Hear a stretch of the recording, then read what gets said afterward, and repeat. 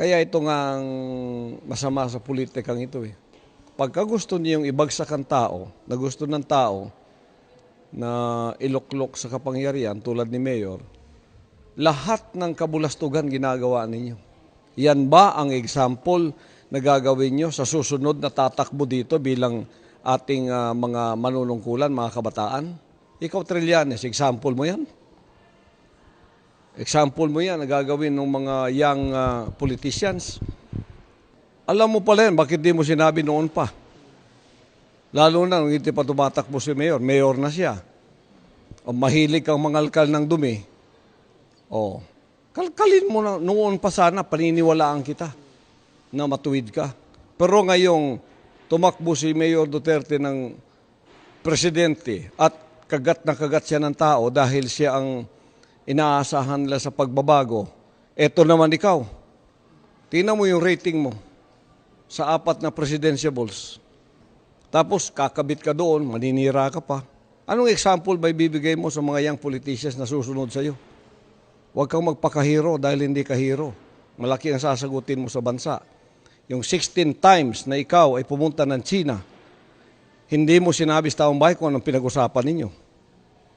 Para sa Pilipinas man kaya ang ginagawa mo? O bakit hindi mo sinabi kung ano ang napag-usapan nyo? After ng 16 time, ang Scarborough Shoals, kinuha na ng China.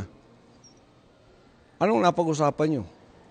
Kung di mo ma-explain sa taong bayan yan, you are committing treason against this country. I will not believe you. Desperate move. Bakit magpa-file ng libel case si Mayor sa kanya? Sunod-sunod ang issue niya na meron si Mayor ng ganitong amount sa bangko, meron siyang information. Ngayon lumitaw na yung information niya, hearsay pala. Galing sa isang nagngangalang Michael De Mesa. Hearsay yon. There is no probative value. Tapos, binato sa kanya. Sinabi niya, double hearsay naman yun. There is no probative value. Kung ako si Mayor, hindi ko masasagutin yun. Walang basihanan yun. Walang basis yun. Kahit sino ay makakapag-imbento ng mga dokumento. Kahit sino pwedeng magsabi ng ganyan, hearsay. Kahit sino. Oh. Pero ano ang probative value nun? Mapoprove mo yun? Ay kahit sa court of law, hindi mo mapoprove yun eh. Pagkapagalitan ka pa ng judge yun eh. Sasabihin, napakatalino mo ata ang tao, professional ka, tapos maniniwala ka sa hearsay. Bakit naniniwala siya at ginamit niya yon na hearsay, tapos nag-fabricate sila ng mga documents na gano'n? Because mataas ang rating ni Digong at gusto niyang ibaba. Ano ang motive nun? Sa taong bayan, ang motive nun ay hindi manalo si Mayor. At ang tingin nila kay Trillanes is a attack dog of someone.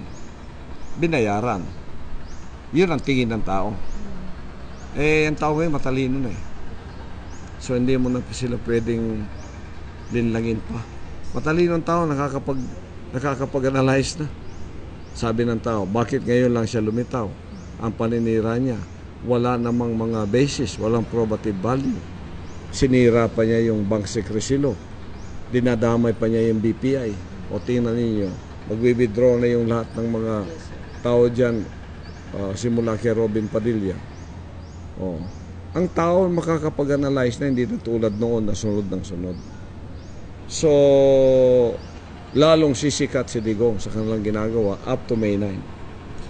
So sabi ni Mayor kagabi, he will face his detractors after the election or once na manalo po siya. Sa ating Give Us This Day na program, yun ang sinabi niya. Pa-investigar din niya si Trillanes about doon. Sa 16 times pumunta siya ng China na walang report. Tapos, the last visit, kinuha ng China ang Scarborough Shoals. Yun ang harapin niya ngayon pag nanalo si Digong.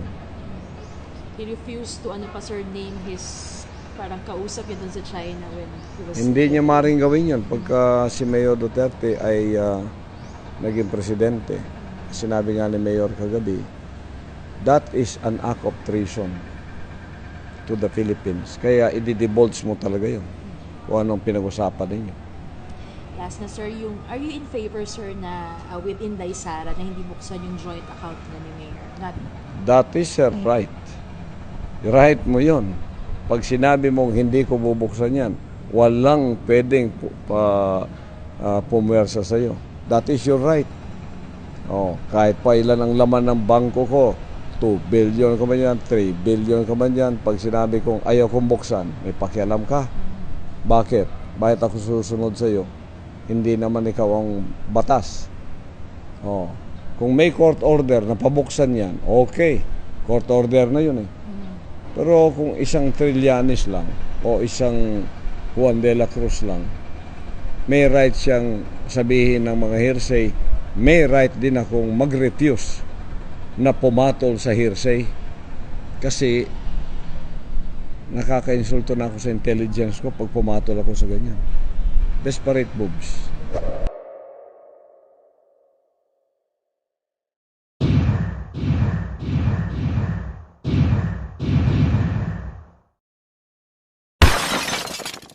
Senator Miriam is probably the first role model of a fearless lady public servant under the present Fifth Republic of the Philippine nation. We can probably say that she is the one who started a tradition of strong women in government when she ate death threats for breakfast as Commissioner of Immigration. And you know, I'm often asked if I will be the next Miriam Santiago of the Senate. How I wish, but I beg to disagree. First, I have yet to win any elections. Second, there is only one Miriam Defensor Santiago and she cannot be replaced. But I will surely attempt to be a good student and learn from the veteran of so many political battles. Morning, Madam. Your Honor. In international law, is there a distinction between international armed conflict on the one hand and non-international armed conflict on the other hand? Since you mentioned this in your statement. Oh, yes, Your Honor. I ask this question basically for the education of the public. The difference between international armed conflict and non-international armed conflict. Well, under the Geneva Convention, under the Rome Statute, it really contemplates international conflict and also non-international Ganito conflict. kasi yon. Meron tayong law of armed conflict pag naggera ang dalawang estado, dalawang states. Meron tayo law of non-international armed conflict pag naggera ang estado or ang state with a rebel group within its midst. At saka, gumawa tayo ng ganitong distinction para hindi mabigyan ng legality, hindi ma-legitimize ang mga terorista at ang mga rebelde. That is the answer. Yes. There is non-international armed conflict in this situation, and we must therefore remember that the terrorists are not entitled, in most cases, to the protections of the international instruments on the conduct of warfare, such as the Geneva Conventions and the Rome Statute of the International Criminal Court. Second question, what challenge is posed by the development and the application of humanitarian law to this non-international armed conflict? Bakit napakahirap i-apply ang ating international humanitarian law sa ating sariling bansa dito sa nangyari sa Sapano? Ang nakikita ko po dyan is that marami ho kasing nuances yung tungkol sa pag-apply ng international humanitarian law, because first we have to determine what exactly is the status, Your Honor, of MILF. And I think there's divergence of opinion there. But the MILF has already stated that they remain to be a revolutionary organization. And therefore, as a revolutionary organization, what do we call them? How do we consider them? Is it an insurgent force? Is it belligerent? Although I'm not prepared to concede to that there is a status of belligerency. There was a distinction between an insurgent and a belligerent. A belligerent had more rights under international law than an insurgent, but wala na ngayon ang belligerent in international law vocabulary. Under that traditional international law, there used to be a difference, but it has evolved into something else, into something that you don't make any distinction because of the human rights perspectives of all of this. The challenge in this situation by humanitarian law is the following. The battle or the fight is asymmetrical. Hindi sila magkapantay. Kasi itong isa is a full state with all the requisites of a state. A population, a territory, and the capacity to deal with other nations on an equality basis.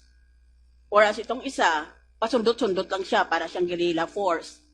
Kaya hindi mo naman pwede na ipantay ang pagtarato sa kanila, dalawa.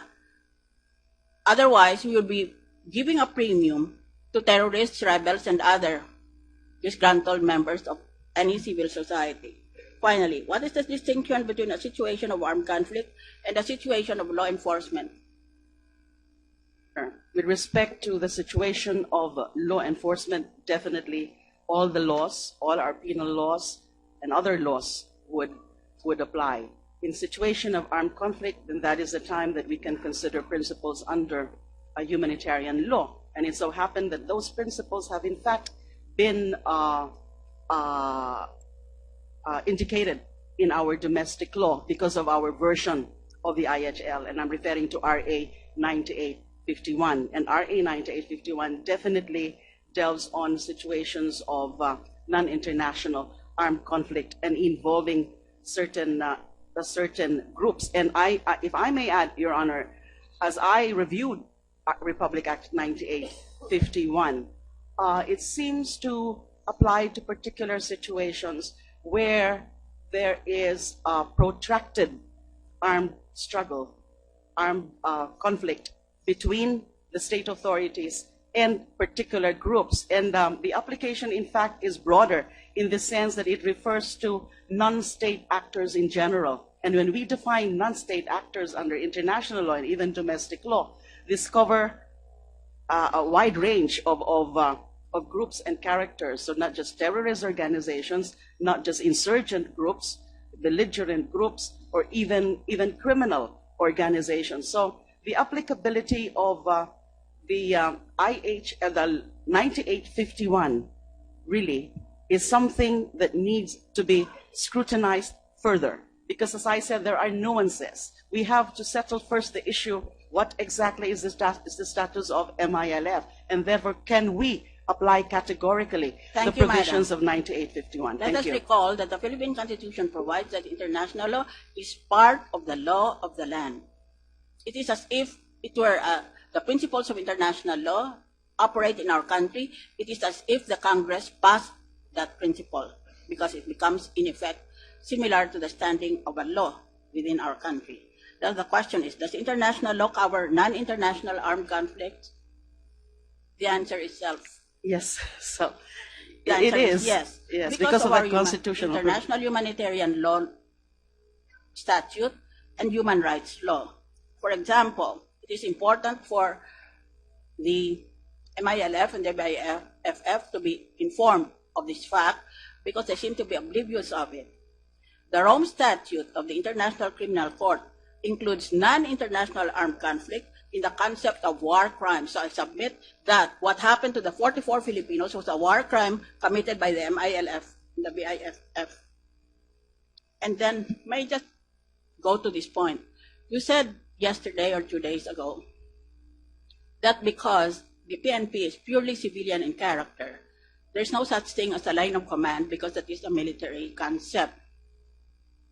Does that provision in the Constitution, and I have my Constitution here, I believe, defining the PNP as civilian in character, does that prevent the PNP from developing by analogy its own concepts like line of command?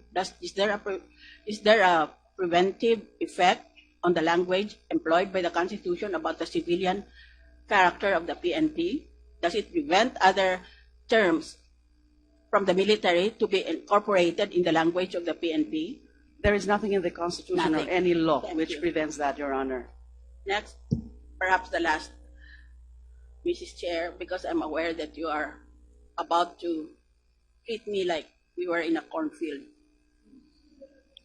No, Madam, they've given you much leeway. We know that your time is also limited being here. So we gave you more than 5 minutes actually, Madam.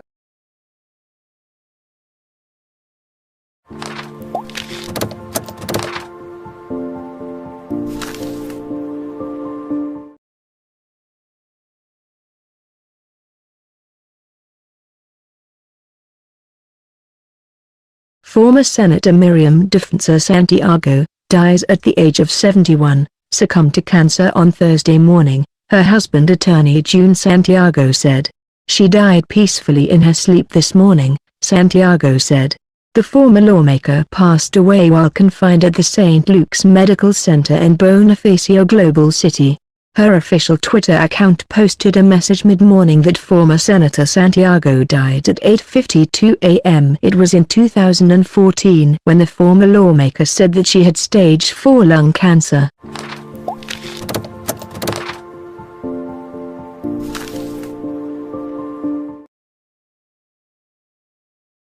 Ganito kasi yon. Meron tayong law of armed conflict pag naggera ang dalawang estado, dalawang states. Meron tayo law of non-international armed conflict pag naggera ang estado or ang state with a rebel group within its midst.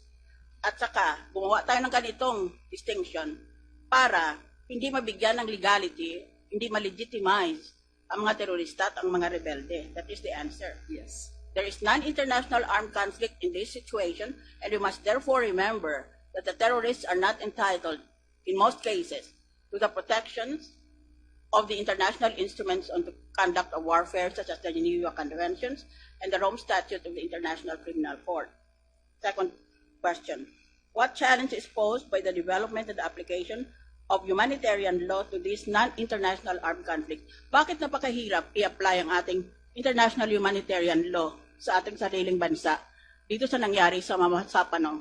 Ang nakikita ko po dyan is that marami ho kasing nuances yung tungkol sa pag-apply The ng answer to that- international humanitarian Yes. law, because first we have to determine what exactly is the status, Your Honor, of MILF. And Yes. I think there's divergence of opinion there. But the MILF has already stated that they remain to be a revolutionary organization. And therefore, as a revolutionary organization, what do we call them? How do we consider them? Is it an insurgent force? Is it belligerent? Although I'm not prepared to concede to that there is a status of belligerency. there was a distinction between an insurgent and a belligerent. A belligerent had more rights under international law than an insurgent, but wala na ngayon ang belligerent Yes, in yes, Your international Honor. law vocabulary. Under that traditional international law, there used to be a difference, but it has evolved into something else, into something that you don't make any distinction because of the human rights perspectives of all of this. The challenge in this situation by humanitarian law is the following. The battle or the fight is asymmetrical. Hindi sila magkapantay. Kasi itong isa is a full state with all the requisites of a state. A population, a territory, and the capacity to deal with other nations on an equality basis.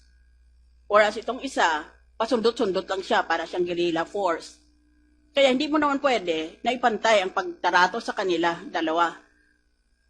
Otherwise, we would be giving a premium to terrorists, rebels, and other disgruntled members of any civil society.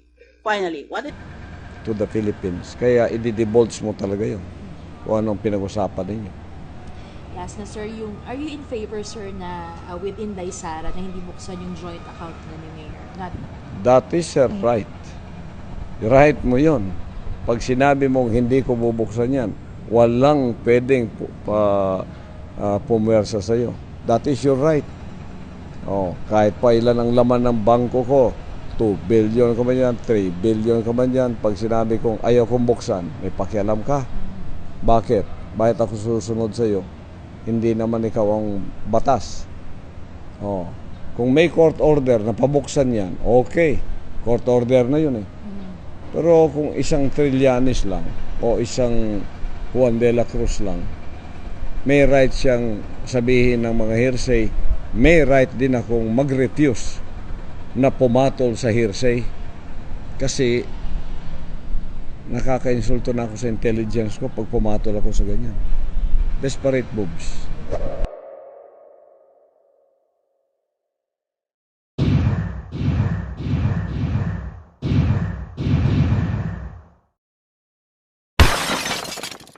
Senator Miriam is probably the first role model of a fearless lady public servant under the present Fifth Republic of the Philippine nation. We can probably say that she is the one who started a tradition of strong women in government when she ate death threats for breakfast as Commissioner of Immigration. And you know, I'm often asked if I will be the next Miriam Santiago of the Senate. How I wish, but I beg to disagree. First, I have yet to win any elections. Second, there is only one Miriam Defensor Santiago and she cannot be replaced. But I will surely attempt to be a good student and learn from the veteran of so many political battles. Morning, Madam. Your Honor. In international law, is there a distinction between international armed conflict on the one hand and non-international armed conflict on the other hand? Since you mentioned this in your statement. Oh, yes, Your Honor. I ask this question basically for the education of the public. The difference between international armed conflict and non-international armed conflict. Well, under the Geneva Convention, under the Rome Statute, it really contemplates international conflict and also non-international. What's the distinction between a situation of armed conflict and a situation of law enforcement? With respect to the situation of law enforcement, definitely all the laws, all our penal laws and other laws would apply. In situation of armed conflict, then that is the time that we can consider principles under a humanitarian law. And it so happened that those principles have in fact been indicated in our domestic law because of our version of the IHL, and I'm referring to RA 9851. And RA 9851 definitely delves on situations of non-international armed conflict and involving certain groups. And if I may add, Your Honor, as I reviewed Republic Act 9851, it seems to apply to particular situations where there is a protracted armed struggle, armed conflict between the state authorities and particular groups. And the application, in fact, is broader in the sense that it refers to non-state actors in general. And when we define non-state actors under international law and even domestic law, this cover a wide range of groups and characters. So not just terrorist organizations, not just insurgent groups,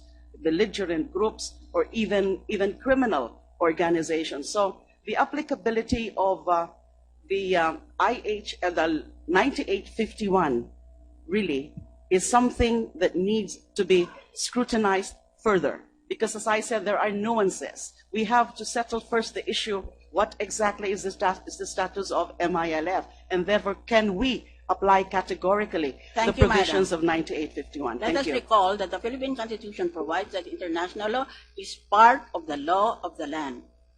It is as if it were the principles of international law operate in our country. It is as if the Congress passed that principle because it becomes, in effect, similar to the standing of a law within our country.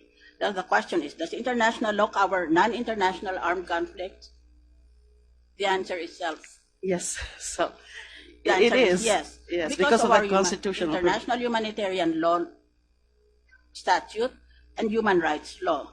For example, it is important for the MILF and the MIFF to be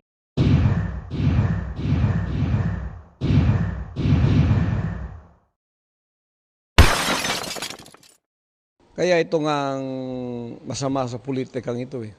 Pagka gusto niyong ibagsak ang tao, na gusto ng tao na iluklok sa kapangyarihan tulad ni Mayor, lahat ng kabulastugan ginagawa ninyo.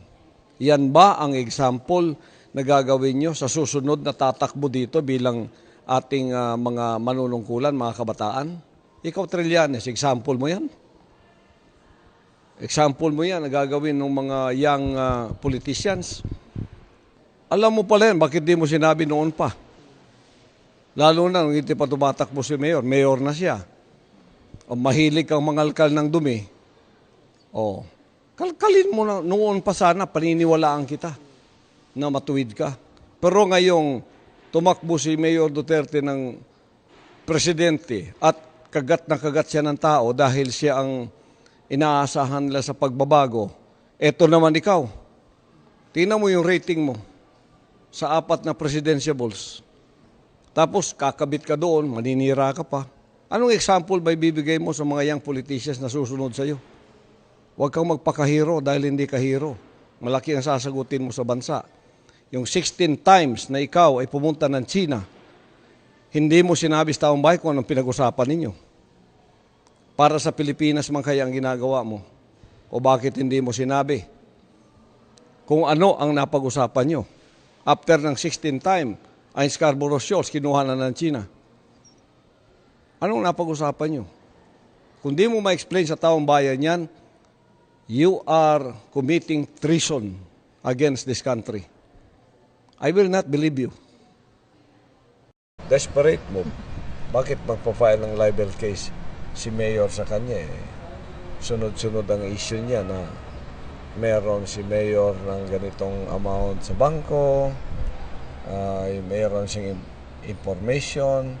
Ngayon lumitaw na yung information niya hearsay pala, galing sa isang nagngangalang Michael De Mesa. Hearsay yon. There is no probative value. Tapos binato sa kanya, sinabi niya double hearsay naman yun. There is no probative value. Kung ako si Mayor, hindi ko masasagutin yun. Walang basihanan yun, walang basis yun. Kahit sino ay makakapag-imbento ng mga dokumento. Kahit sino pwedeng magsabi ng ganyan, hearsay. Kahit sino. Oh. Pero ano ang probative value nun? Mapoprove mo yun? Ay kahit sa court of law, hindi mo mapoprove yun eh. Pagkapagalitan ka pa ng judge yun eh. Sasabihin, napakatalino mo yata ang tao, professional ka, tapos maniniwala ka sa hearsay. Bakit naniniwala siya at ginamit niya yon na hearsay, tapos nag-fabricate sila ng mga documents na ganon? Because mataas ang rating ni Digong at gusto niyang ibaba. Ano ang motive nun? Sa taong bayan, ang motive nun ay hindi manalo si Mayor.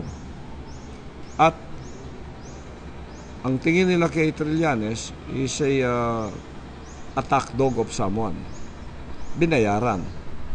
Yun ang tingin ng tao. Ang tao ngayon matalino na eh. So hindi mo na sila pwedeng linlangin pa. Matalino ang tao, nakakapag-analyze na. Sabi ng tao, bakit ngayon lang siya lumitaw? Ang paninira niya, wala namang mga basis, walang probative value. Sinira pa niya yung bank secrecy law. Dinadamay pa niya yung BPI. O tingnan ninyo, magwi-withdraw na yung lahat ng mga tao dyan, simula kay Robin Padilla. Ang tao makakapag-analyze na, hindi na tulad noon na sunod ng sunod. So, lalong sisikat si Digong sa kanilang ginagawa up to May 9. So sabi ni Mayor kagabi, he will face his detractors after the election or once na manalo po siya. Sa ating Give Us This Day na program, yun ang sinabi niya. Pa-investigar din niya si Trillanes about doon. Sa 16 times pumunta siya ng China na walang report. Tapos, the last visit, kinuha ng China ang Scarborough Shoals.